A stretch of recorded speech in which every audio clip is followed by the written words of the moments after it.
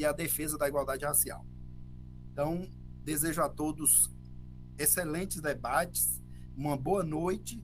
Acho que quebro aqui também o protocolo e passo a palavra para o profundo conhecedor da pauta, aqui meu secretário executivo, Juvenal Araújo. Juvenal, a palavra é sua aí. Uma boa noite, um grande abraço. Boa noite a todos, todas e todes. Eu fico muito, muito feliz, né, de estarmos aqui nessa conferência. Eu quero aqui cumprimentar, né, aqui a mesa, né, eu quero cumprimentar o nosso secretário de Justiça e Cidadania, Jaime Santana.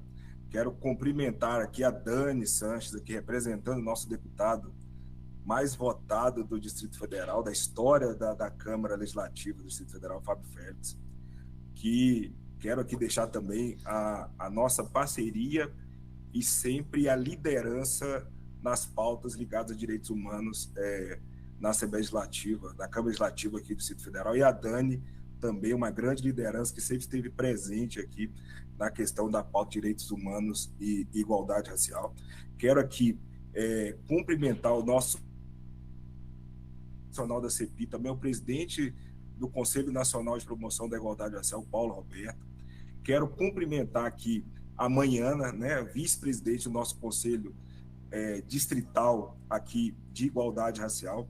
Quero também cumprimentar aqui, representando a Defensoria, o doutor Fabrício Rodrigues, e representando o Ministério Público, a doutora Poliana Silvari, doutora Poliana, a doutora Mariana, né, as duas doutoras Marianas, sempre estiveram ao nosso lado em todas as políticas aqui ligadas a direitos humanos e igualdade racial, junto à Secretaria de Justiça e Cidadania. Eu tenho certeza agora, com a chegada da senhora, nós continuaremos esse trabalho conjunto. Quero cumprimentar a nossa subsecretária de Direitos Humanos e Igualdade Racial, a Sueli, aqui, que há pouco assumiu a subsecretaria, mas por seu brilhantismo, com certeza é mais uma a ombrear conosco nessa luta pela igualdade racial. Quero cumprimentar o Diego Moreno, presidente do Conselho Distrital de Igualdade Racial. Enfim, cumprimentar a todos e todas aqui, a todos os servidores da Secretaria de Justiça e Cidadania, em especial a Subsecretaria de Direitos Humanos e Igualdade Racial, liderados pelo secretário Jaime Santana, e que também coordenam essa conferência. Eu fico muito feliz, né, fico aqui, peço licença ao nosso secretário Paulo Roberto, que a conferência ainda vai chegar, né? Mas eu fico feliz de ter organizado a última conferência, que foi a 4ª Conferência Nacional de Igualdade Racial. Então, eu fico muito feliz de hoje. Na ocasião, secretário, eu fiz da 4ª Conferência, eu pude proporcionar a adesão do Distrito Federal ao Sistema Nacional de Igualdade Racial. Na 4ª Conferência Nacional e houve a 4ª Distrital. Eu, enquanto secretário, pude ter essa felicidade de fazer a adesão do Distrito Federal ao SINAPI. Pois bem, então eu vou não me alongar muito para que a gente possa... Não é uma palestra, né? É um bate-papo em um momento para nós que é muito importante, em que falar sobre a promoção da igualdade racial, falar sobre uma conferência em que nós promovemos a igualdade racial, para mim ela é muito importante, né? E o tema, quero felicitar a CEPI pelo tema tão importante, né? O título, Enfrentamento ao Racismo e as Outras Formas Correlatas de Discriminação Étnico-Racial e de Intolerância Religiosa. Política de Estado é a responsabilidade de todos nós. Brian pode começar aí? Tá. A responsabilidade do Estado na política de promoção... Isso aqui é um breve currículo em que depois eu vou estar colocando, mas, né, estou atualmente como secretário executivo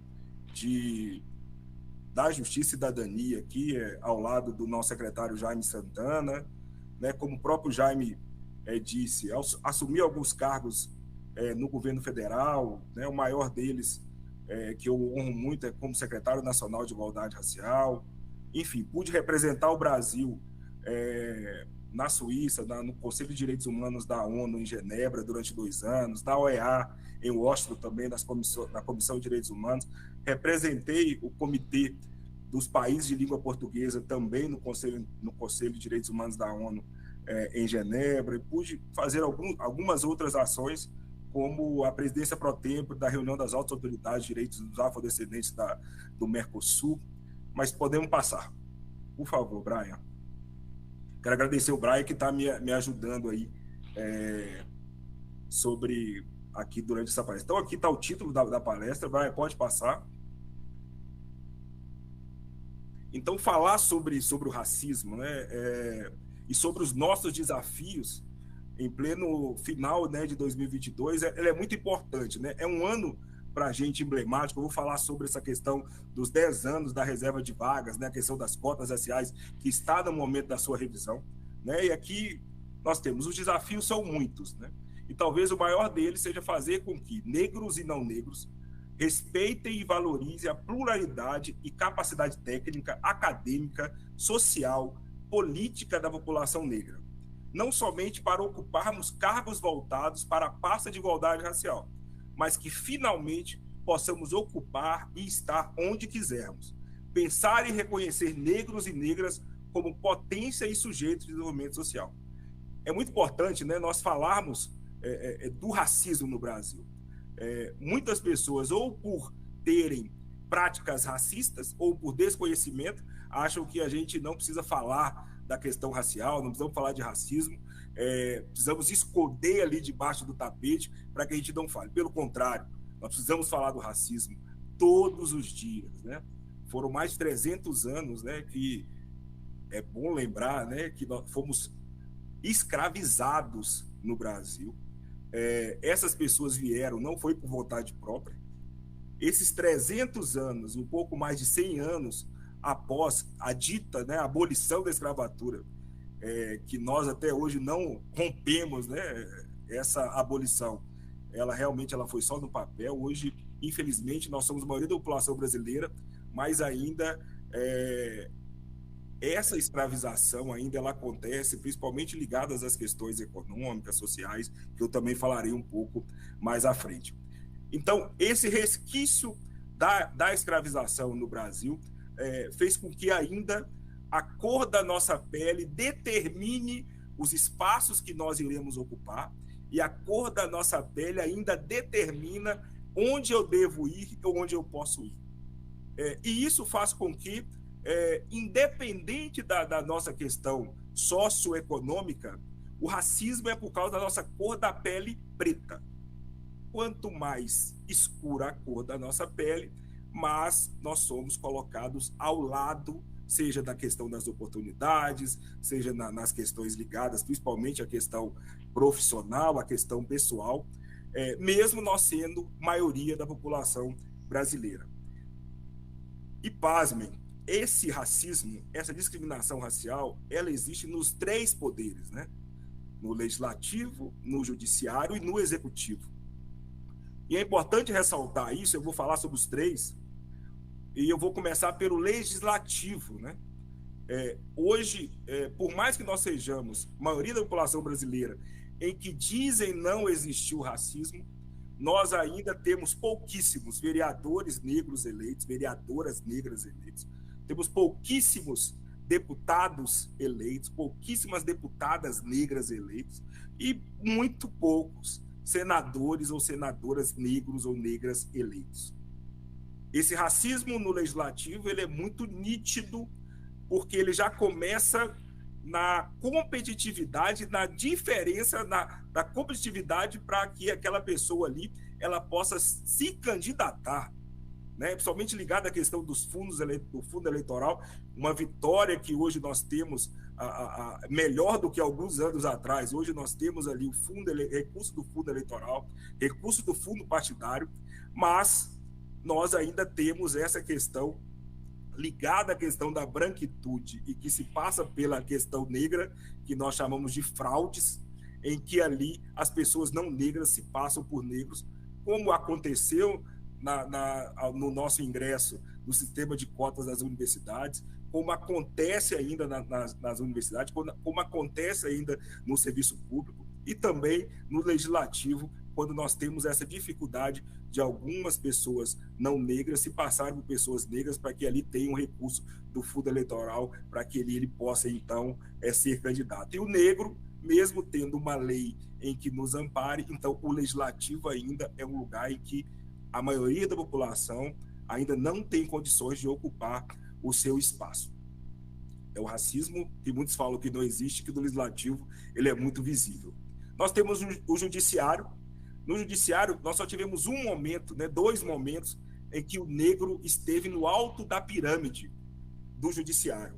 O mais famoso é Joaquim no STF, não, o ministro Joaquim Barbosa no STF, e tivemos um outro, que foi o ministro Reis de Paula no trabalho. Em toda a história brasileira, nós só tivemos 2 negros no alto da pirâmide do judiciário. Racismo. Que país é esse em que a maioria da população é negra e que nós só ocupamos 2 vezes o alto da pirâmide do judiciário? E o terceiro é que trata o slide, que é no executivo. Quando nós temos muitas mulheres negras competentes, muitos homens negros competentes, colocamos esses negros nos órgãos de igualdade racial. Se não existisse racismo no Brasil, qual a dificuldade de nós ter um ministro da Economia negro, uma ministra da Saúde negra, um ministro da Agricultura negro, um secretário estadual de Economia negro, uma secretária estadual de Administração negra, um secretário municipal de Administração negro, um secretário municipal de Governo negro, se não existe racismo no Brasil? Se não existe racismo no Brasil, por que esses negros não ocupam os espaços de poder no judiciário, no legislativo e no executivo? Então nós precisamos desmistificar essa questão de que não existe o racismo no Brasil. Nós só conseguiremos tratar e eliminar o racismo reconhecendo que ele existe. Às vezes sutil, mas dolorido. Só quem é negro sabe o que é o racismo, quanto o racismo ele é cruel para nós negros. Por favor, próximo slide, Brian.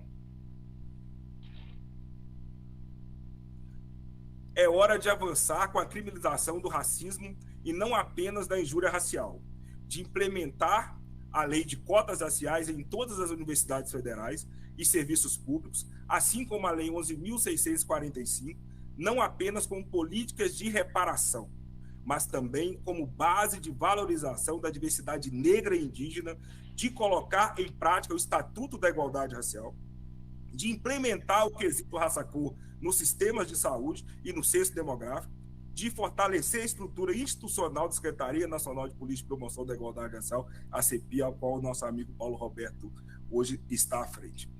Eu quero falar um pouco sobre a lei, né, 11.645, que era a lei 10.639, que obriga as escolas a lecionarem sobre a história da África e a cultura afro-brasileira.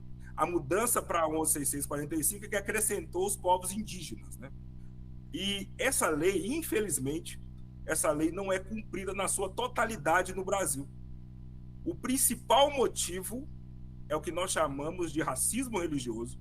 Alguns professores, por professarem uma outra fé, se negam a cumprir a lei, porque alegam que falar da história da África é falar de demônios, que nós chamamos de demonização das religiões de matriz africana.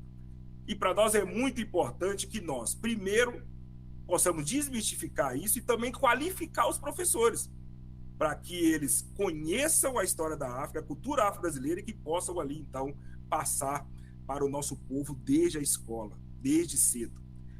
E é muito importante dizer dos principais prejuízos dessa lei, que é não contar a história da África para o nosso povo. A história dos nossos livros didáticos, a história do Brasil contada, não é a história do nosso povo negro. É uma história eurocêntrica. É uma história em que parece que nós nascemos da escravidão para cá. Não contam a nossa história na África e que nós fomos ali obrigados a vir para o Brasil escravizados. Se você lê os livros didáticos brasileiros, nós nascemos da escravidão e fomos ali perdoados, né? Foi um favor de uma princesa não negra que ali nos libertou. É outra falácia, né? A história da abolição da escravatura é uma falácia. Quantos negros e negras tombaram ali em busca dessa questão da libertação? Quantos negros e negras ali morreram para que ali nós pudéssemos ser libertos de uma escravização? E toda a questão da abolição era uma questão econômica da época em que ela foi obrigada, não só pelos movimentos negros, mas uma questão econômica para que ela pudesse ali, então, assinar ali a questão da abolição. Mas voltando, essa história da África não contada traz um dos principais prejuízos para a população negra brasileira. Eu costumo dar um exemplo, né, que toda menina, né, independente da sua cor da pele, ela quer, o sonho dela em criança é ser princesa. Negra ou não negra, toda criança, menina, ela quer ser princesa. Só que a menina negra no Brasil, ela não pode ter esse sonho. Porque nos nossos livros didáticos, nos nossos desenhos e nos filmes, em sua maioria, grande maioria, a princesa é sempre loura e dos olhos claros. Essa história da África não contada deixa de contar, deixa de mostrar para esses meninos e meninas negros os príncipes lindíssimos negros africanos, que eles podem ser iguais, as princesas africanas lindíssimas que ela pode se espelhar, os reis negros da cor da pele dele, que ele pode se espelhar, que são lindíssimos, e as rainhas também. Esse principal problema em que essa lei não é cumprida, ela faz com que nós temos um dos principais gargalos ligados à população negra no Brasil, a baixa autoestima. Porque no Brasil, nós aprendemos desde cedo da escola, na rua, que o nosso cabelo crespo é cabelo ruim. Nós aprendemos que o belo e o bonito não está no negro. Porque nós aprendemos desde cedo que a história contada não é a nossa. Então, a Lei 11.645, ela tem que ser cumprida na sua totalidade. Nós temos que incluir nas escolas, no Brasil, no Distrito Federal, o ensino da capoeira nessa lei. É a nossa cultura. Nós precisamos discutir sobre a questão do racismo e monitorar a Lei 11.645. Falando sobre o Estatuto da Igualdade Racial, que para nós é um dos nossos grandes feitos. Nós temos que trabalhar os artigos, né? A própria cota racial, reserva de vagas, nós tiramos ali do nosso estatuto. E quero contar uma história, secretário Paulo. Até 2017, quando nós tínhamos um trabalho ligado ao Ministério da Saúde, até quero aqui cumprimentar o Peixinho, que trabalha ainda no Ministério da Saúde, nós tínhamos um problema grande com a subnotificação ligado à questão da saúde integral da população negra. Nós não sabíamos até 2017 se a saúde atendia a população negra. Por quê? Nós tínhamos ali no cadastro das famílias atendidas um item chamado ignorado, ali aonde era a questão de raça e cor. Então nós tínhamos ali amarelo, nós tínhamos ali ignorado, nós tínhamos branco. Então a pessoa ela colocava ali por não saber ou por não entender muito sobre a questão do quesito dessa cor, então ela colocava ignorado. Então até 2017 era subnotificado no Sistema Único de Saúde o atendimento da saúde aos negros. Né? E graças aqui a não só eu, a minha equipe na CEPI, nós tornamos obrigatório, eliminamos o quesito ignorado de todo o Sistema Único de Saúde, tornamos obrigatório o quesito raça-cor em todos os prontuários do Sistema Único de Saúde. Então, desde 2017 para cá, hoje nós temos métrica, hoje nós temos dados de como a saúde realmente chega na população brasileira. E com esse trabalho, nós então fomos na Secretaria Nacional de Assistência Social, que também no SUAS era a mesma coisa. Então, até 2017, tanto o Sistema Único de Saúde quanto o Sistema Único de Assistência Social, nós não tínhamos ali o quesito raça-cor. Eliminamos o item ignorado também do formulário do SUAS e tornamos obrigatório o quesito raça-cor. Então, para nós é muito importante que os estados, né, como o DF tem, como os municípios, repliquem isso. E precisamos monitorar isso no Distrito Federal. Não é só recolher os dados, né? O CRAS e o CREAS, mais de 70% da população que eles atendem no Distrito Federal é negra. E outra coisa, aqui no Distrito Federal, a média nacional é 54%, 56% da população brasileira negra. Aqui no Distrito Federal é 57% da população é autodeclarada preta e parda. Então, nós precisamos trabalhar esses dados, né? Eu espero que nessa nossa conferência nós possamos propor, seja uma das propostas, já existe no formulário esses dados coletados, mas o que está fazendo com esses dados? Né? Está sendo qualificado, os nossos servidores do CRAS e do CREAS têm que ser qualificados para que eles conheçam essa população que eles atendem. Né? É só você ver a questão do CAD único, né? Mais de 80% é a população negra. Então, para nós é muito importante estes mecanismos, Manhana.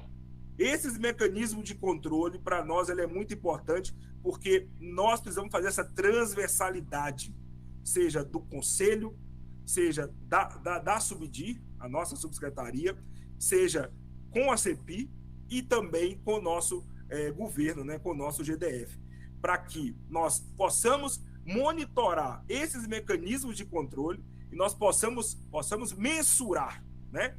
Então, na questão da saúde, né, para quem não sabe, é bom a gente falar um pouco, nós negros somos afeitos a algumas doenças por causa da nossa etnia, né? A que mais o pessoal conhece é a doença falciforme. Porém, nós negros somos mais propensos a ter diabetes mellitus, glaucoma, hipertensão arterial. Então, existe uma política nacional de saúde integral da população negra. Essa política ela tem que ser replicada, e é replicada no Distrito Federal, porém ela tem que ter um maior monitoramento e pesquisas de novas doenças que possam ser afeitas à população negra. Essas pesquisas elas são importantíssimas para que nós ali possamos trocar experiências com médicos, não só do Brasil, mas de outros países, para que ali a gente possa discutir essas doenças, a gente possa discutir ali outras doenças que possam ser afeitas à população negra. Sobre a doença falciforme, o desconhecimento e a falta de orientação à população brasileira, e na sua maioria negra, é o que nos deixa muito preocupados. Por exemplo, como que é detectada a doença falciforme? A doença falciforme é uma malformação dos glóbulos vermelhos, né, que faz com que esses glóbulos tenham ali o símbolo de uma foice, né, como se fosse uma foice, doença falciforme. A doença falciforme é detectada no teste do pezinho. Sequer as mulheres negras sabem dessa informação. A informação e a qualificação para que a população saiba do tratamento, saibam da doença, ainda é ineficaz. E falta uma capacitação e qualificação dos médicos sobre a doença falciforme. Então, a subnotificação da doença falciforme, ela faz com que ainda pessoas negras, população negras, ainda até hoje morram, né? Falecem por causa de doença falciforme, mas subnotificado como se fosse uma outra doença sanguínea. Então, para nós é muito importante que o Conselho, a Subdir, a CEPI, em conjunto, o Ministério Público e a Defensoria também fazem esse controle, mas que nós possamos caminhar juntos para que haja esse monitoramento e haja esse esclarecimento da população e o melhor, né? E o mais importante, fortalecimento dessa política de saúde para a população negra. Pode passar, Brian. Tá. Promover o financiamento de políticas públicas destinadas a diminuir as diferenças relacionadas à pauta racial do país, a exemplo do SINAPI, de ter nossos corpos representados com dignidade nas produções de mídia e até, quem sabe, unir esforços com todos os mecanismos possíveis para conscientizar sobre a importância de não negras abrirem mão de seus privilégios e atuarem verdadeiramente como pessoas antirracistas. Eu fico muito, muito feliz de falar um pouco sobre o SINAPI, mas antes disso eu quero explicar um pouco sobre essa questão da política, né? A responsabilidade do Estado com a política de promoção da igualdade racial.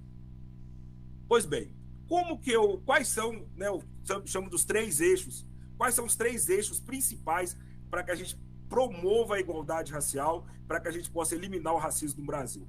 Primeiro, é a criação de um órgão de igualdade racial, seja no Estado, seja no município, né? aqui no DF nós temos, né, a Subsecretaria de Direitos Humanos e Igualdade Racial, seja um órgão, ou uma secretaria, ou uma subsecretaria, mas que tem um órgão de igualdade racial. O segundo pilar, né, o segundo pilar é um conselho de promoção da igualdade racial, igual nós temos o CONDIPI que está fazendo essa conferência. Um conselho em que nós temos ali a sociedade civil e os representantes de órgãos do governo ali, que juntos fazem o controle social. Esses dois pilares unidos e cadastrados no SINAPI, que é o Sistema Nacional, né, de Promoção da Igualdade Racial.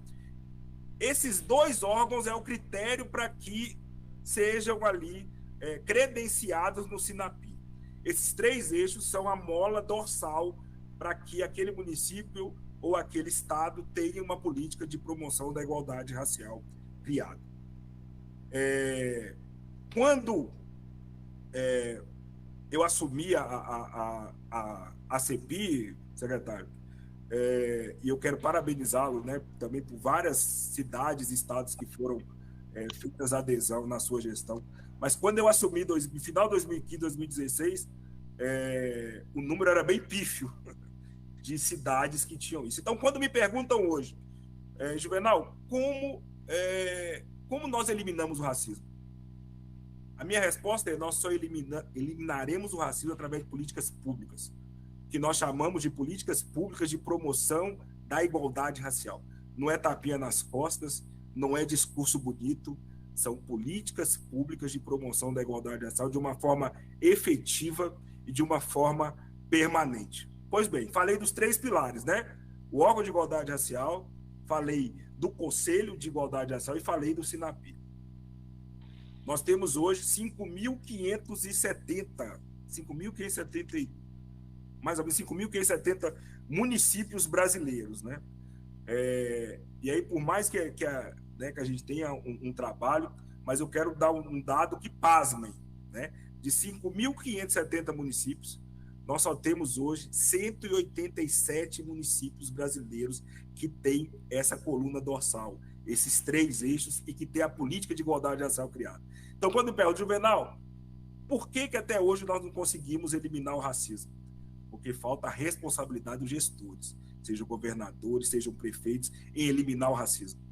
Porque se você cria a política de igualdade racial com esses eixos que eu falei, você trata da questão racial na saúde, na educação, no transporte, na economia.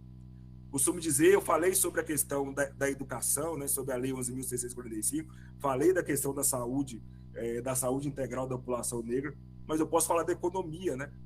A maioria, a mola, né, que move a economia no Brasil hoje são os pequenos empreendedores. E esses pequenos empreendedores, mais de 70% são negros, que nós chamamos de afroempreendedores, que por ano são trilhões de reais gerados por essas mulheres, na sua maioria, que ali vendem ali o seu cosmético, que ali vendem artesanatos para que ali gerar a economia do Brasil. Só que o racismo faz com que essa maioria que gera a economia são os que não têm acesso ao crédito do Brasil. O racismo ainda faz com que eles ainda vivem à margem por causa dessa questão institucional, sistêmica, que o racismo faz. Esse dado ele é muito alarmante, né? 187 municípios só que tem a política de igualdade racial, pouco mais de 1% da Federação Brasileira. Você ter 1% do Brasil que trabalha para eliminar o racismo, 1% dos municípios comprometidos com a política de igualdade racial, é o nosso grande desafio. Repito, não é com tapinha nas costas e com discurso bonito que a gente vai, com discursos bonitos, que nós vamos eliminar o racismo no Brasil. É com comprometimento em políticas públicas.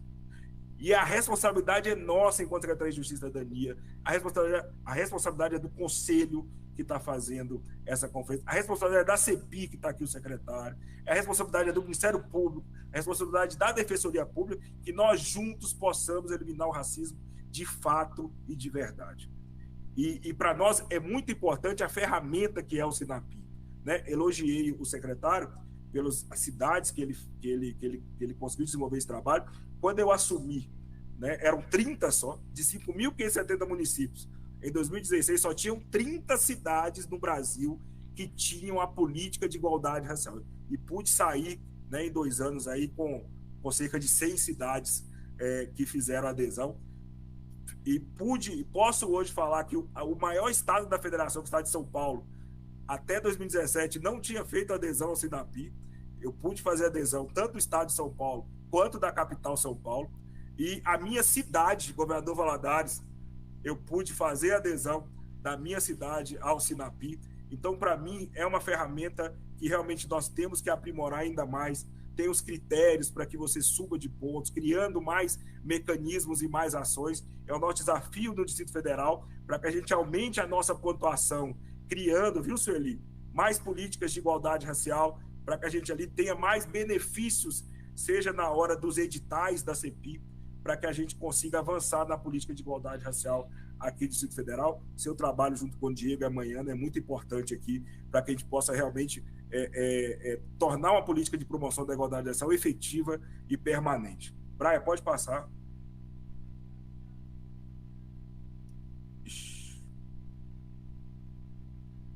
Tá.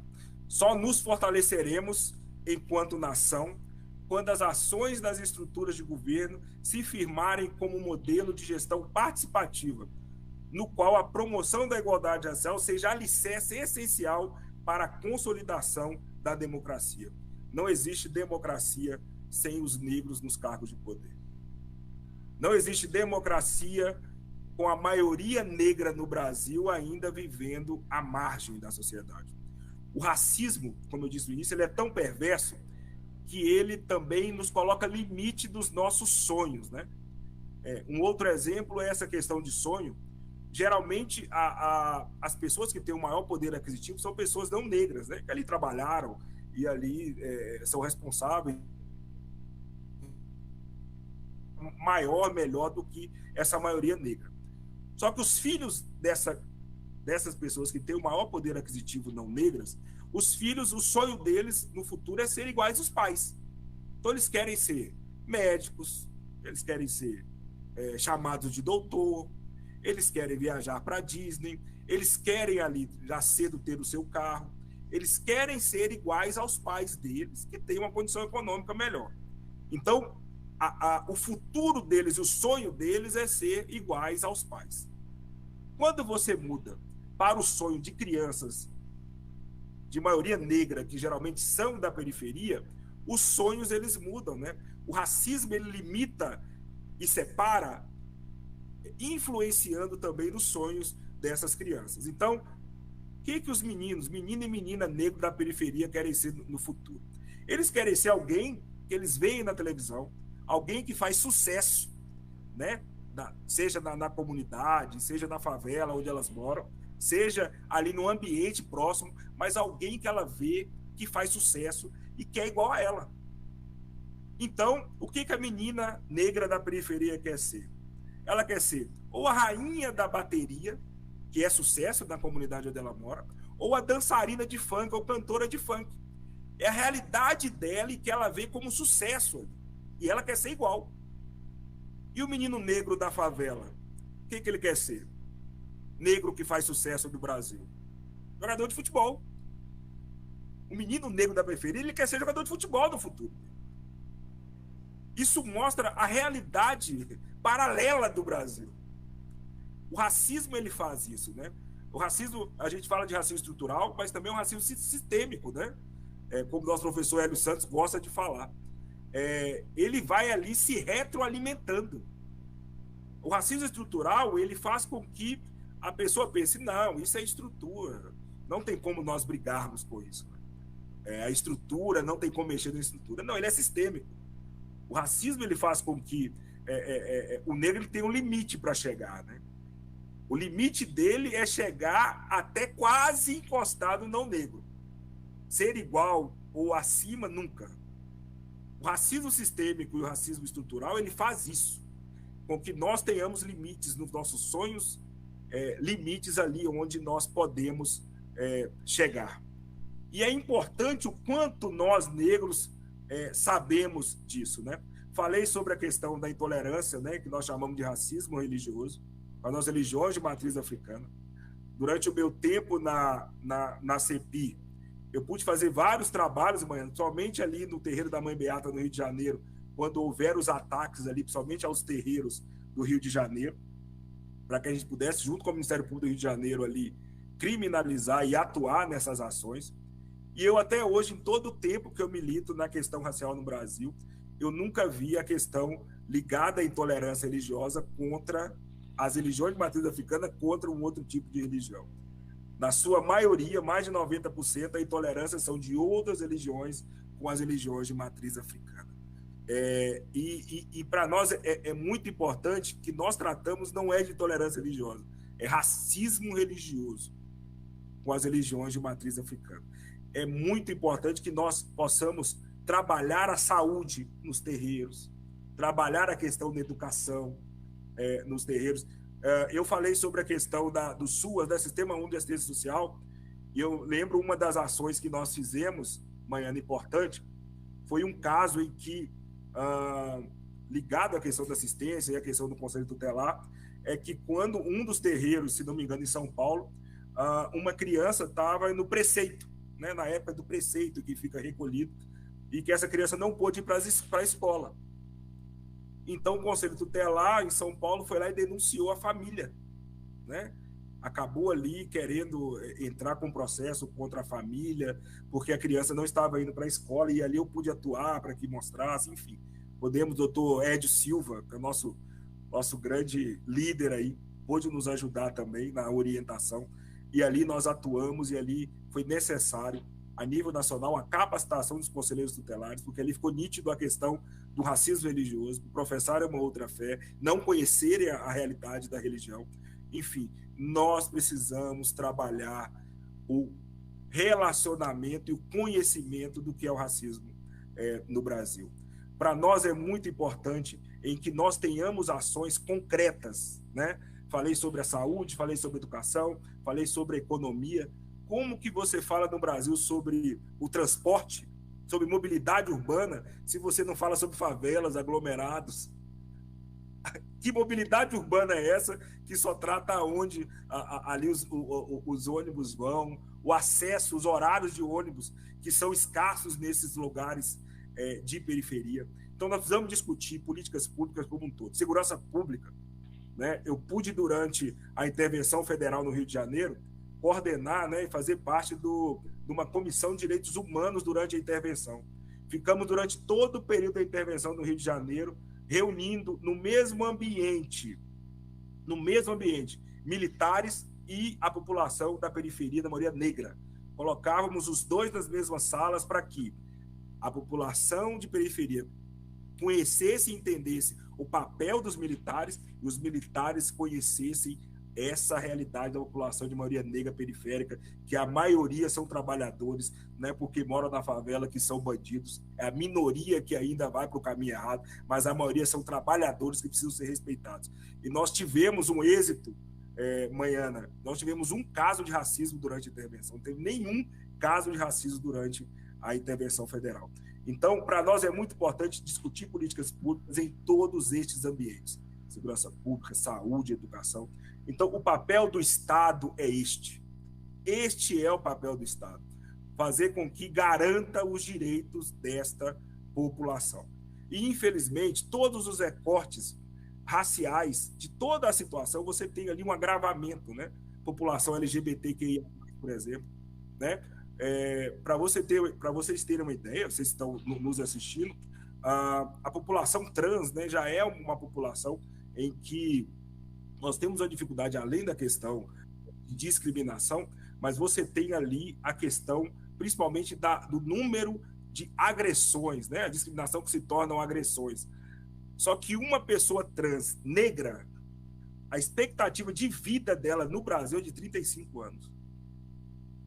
Assim, é um absurdo quanto você, mulher, já tem toda a questão do feminicídio, a questão da violência à mulher, mas se é uma mulher negra, esse índice aumenta. Se você é da população LGBTQIA+, você já tem ali a sua discriminação, já tem a violência, mas se você é negro ou negra, você ali vai ver esse índice aumentar. O racismo, ele faz com que ele perpetue em todos os lugares. E eu quero, importante falar, né, infelizmente o tempo nosso é curto, mas eu queria falar um pouco sobre a questão das cotas raciais. Pude monitorar as cotas durante alguns anos, e um dos grandes feitos, né, repito, não meu, mas de toda a minha equipe, que nós tínhamos, Maiana, na questão das cotas, né, no monitoramento das cotas, eu peguei aquela época das fraudes eleitorais, das fraudes nas cotas, nas universidades, pessoas não negras se passando por negros, e a gente, então, ali precisava criar um mecanismo. Então, acionei o STF na época para que só a autodeclaração não estava sendo suficiente, as fraudes elas estavam demais ali. E aí, então, o STF, conforme a nossa provocação, aditou a DPF 186. O que a DPF 186 falava? Que somente a autodeclaração não era suficiente, que não estava garantido o acesso à universidade à população negra. Só o declarar não estava, porque as fraudes estavam atrapalhando. Aí, então, quando ela acionou a DPF, a gente pôde fazer uma parceria, quero até que falar aqui o nome de duas pessoas da Secretaria de Planejamento do Governo Federal, Roseli Farias, o Gomor. Nós fizemos uma parceria junto à CEPI e a Secretaria de Planejamento, então, e ali assinei, criamos o ato normativo número 4, criando a Comissão de Heteroidentificação no Brasil. Graças a essa Comissão de Heteroidentificação, hoje, todos os concursos públicos, as universidades, têm um mecanismo para que ali seja verificado realmente se essas pessoas são negras ou não. A dificuldade que nós temos hoje entre pretos e pardos é porque nós temos, Maiana, 28 tipos de pardo, né? Desde o pardo mais preto, desde o pardo mais claro. E é uma discussão agora, né, na reavaliação do sistema de cotas e reserva de vagas, essa discussão, né, essa revisão não é uma revisão igual muitos querem, que acabe as cotas. Pelo contrário, nós temos que aumentar esse mecanismo. Porque se nós somos 50% da população brasileira, nós não temos que ter 30% ou 20% só de vagas para negros em concurso público. Nós temos que ser 50% também, já que nós somos a maioria da população. Então, este momento de revisão, nesses 10 anos das cotas raciais, é um momento de reflexão para que nós possamos ali avançar, para que nós possamos fortalecer esse mecanismo. Repito, o mecanismo em que as fraudes nos atrapalharam muito. Nós precisamos que as universidades elas possam ali se ambientar, né, para receber essa população periférica, porque o número de evasão de alunos negros na universidade é grande. Porque como que você faz uma universidade e que você não pode ficar em tempo integral, porque você trabalha, nós trabalhamos, não tem como a população negra fazer em tempo integral a universidade sem trabalhar. Então, para nós é muito importante que as universidades estejam capacitadas, ambientadas para receber a população negra, para que não haja uma evasão. Por mais que as cotas dão certo, são necessárias, nós precisamos fazer uma revisão realmente da nossa estrutura para a população negra nos ambientes acadêmicos. E a falta de realidade, né? A falta de conhecimento da realidade da população negra periférica faz com que nós tenhamos sempre que desmistificar, né? É muito fácil cobrar de uma família negra em que ali à frente está uma mulher negra, principalmente periférica, para que o menino esteja na escola. E o menino tem que estar na escola, a família tem que estar na escola. Os meninos, as crianças têm que estar na escola. Mas a realidade da periferia ela é muito difícil, é muito diferente.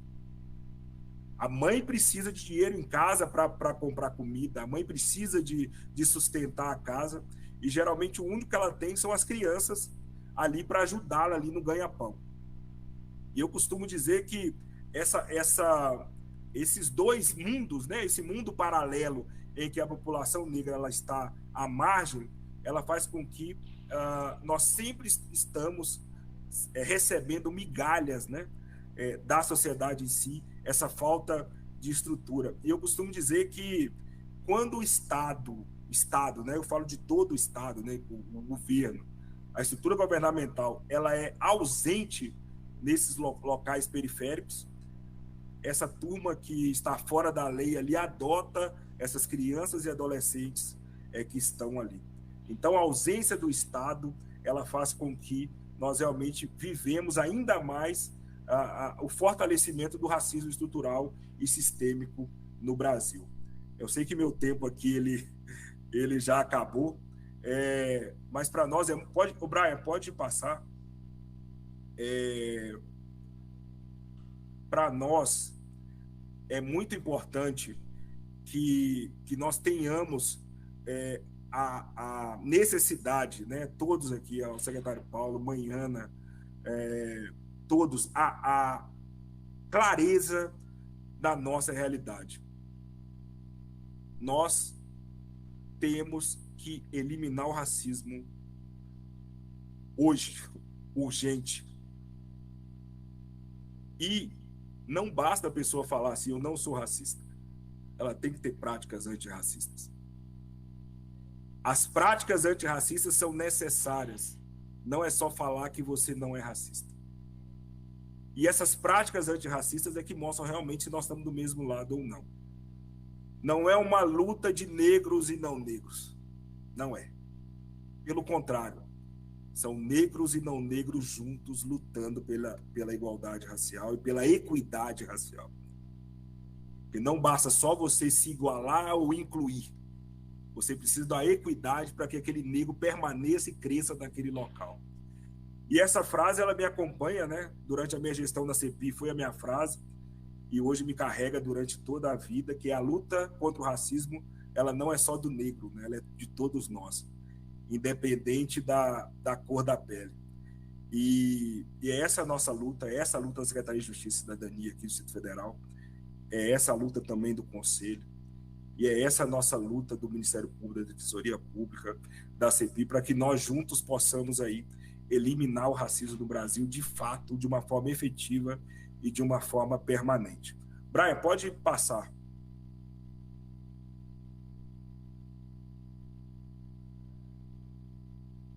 Eu queria aqui deixar os meus canais aqui. Eu queria que quem aqui está assistindo ainda pudesse, ou no meu Instagram, ou no meu Facebook, mandar uma mensagem. Esse aqui é o livro dos 15 anos, né, da política de igualdade racial, ao qual eu fiz parte, foi lançado em 2018. São os relatos de toda a política de igualdade racial, desde a Matilde Ribeiro até a minha gestão, né? Aqui tem todos os ministros de igualdade racial que passaram pela CEPI até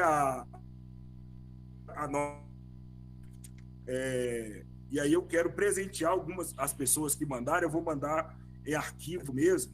Então aqui está desde a gestão da Matilde Ribeiro, a gestão do Edson Santos, a gestão do Eloy Ferreira, a gestão da Luísa Bairros, a gestão da Nilma Lino, a gestão da Luizlinda Valois e a minha gestão.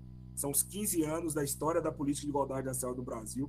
E eu quero, quem entrar aí nas minhas redes, manda mensagem, eu quero livro, eu vou mandar para vocês. Eu sei que aqui tem várias pessoas de vários estados me mandando aqui mensagem, que estão assistindo. Então, eu quero mandar para vocês o arquivo digital desse livro e também um outro compêndio que eu lancei, que é como criar órgão de igualdade racial e como criar um conselho de igualdade racial. Então, ali tem um passo a passo de como criar esses dois mecanismos que eu falei aqui, é importante. Então, aqui tem meu WhatsApp, é pessoal, Instagram, Facebook, tem o meu YouTube, né? Tem várias entrevistas ali, várias matérias ali durante toda a minha trajetória e que está à disposição de todos vocês. Eu quero aqui encerrar agradecendo, né, a todos os que nos acompanharam até agora, de todo o país, né? Aqui estão não só os conferencistas aqui do Distrito Federal, mas aqui tem várias pessoas de todo o país aqui ligadas à pauta de igualdade racial, várias pessoas que militam e que lutam pela pauta de igualdade racial no Brasil e que estavam aguardando a conferência nossa. Viu, Manhana? Hoje, durante o dia, recebi vários grupos e várias pessoas que estão nos assistindo, agradecendo e loucos aqui para ver como que ia ser a nossa conferência. Espero ter contribuído e me coloco à disposição do Conselho, me coloco à disposição de todos, para que nós possamos, cada vez mais, juntos, termos um país mais igual. Muito obrigado. Nós agradecemos a especial abordagem feita pelo nosso secretário executivo, Juvenal Araújo, e informamos o seguinte para vocês. Amanhã, a partir das 8h30, daremos continuidade à programação desta conferência com a apresentação, a apreciação e aprovação do regimento interno da 5ª Condipir, no período matutino. E no período vespertino, as apresentações dos eixos temáticos. Uma ótima noite para vocês e até amanhã.